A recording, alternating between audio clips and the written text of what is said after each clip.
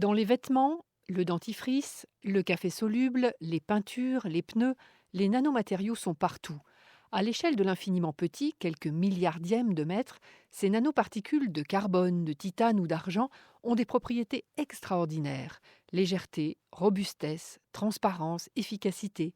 Même l'électroménager y trouve des vertus. Dans les appareils électroménagers, on va trouver des réfrigérateurs avec des parois qui ont un nano-revêtement de nano-argent et utilisés pour ses propriétés antibactériennes. Ça évite les odeurs, ça évite aussi la prolifération de bactéries. Entre 2006 et 2011, le nombre de produits contenant des nanoparticules a été multiplié par 5. Il y en aurait près de 2000 aujourd'hui. Sont-ils tous inoffensifs? Aucune étude ne tranche. Du coup, certains réclament déjà qu'on applique le principe de précaution. C'est quand même assez terrible de se dire les risques ne sont pas avérés, on continue. Ok, donc quand le premier mort sera arrivé et qu'on aura la preuve, on arrêtera quoi.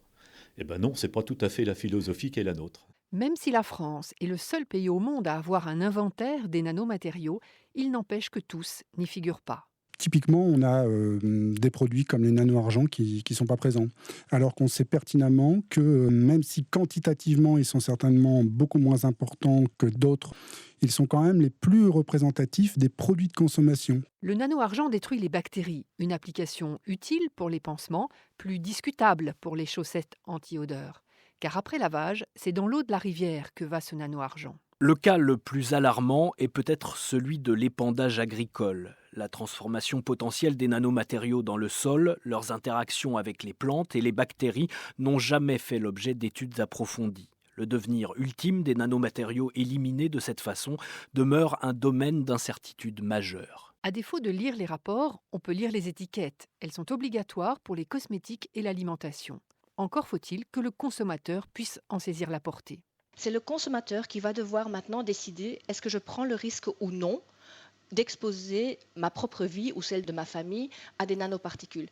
Mais le consommateur n'a pas les moyens de prendre cette décision puisqu'il ne sait pas quelles sont les conséquences de l'absorption de ces produits ou de la mise en contact de ces produits avec sa peau, par exemple.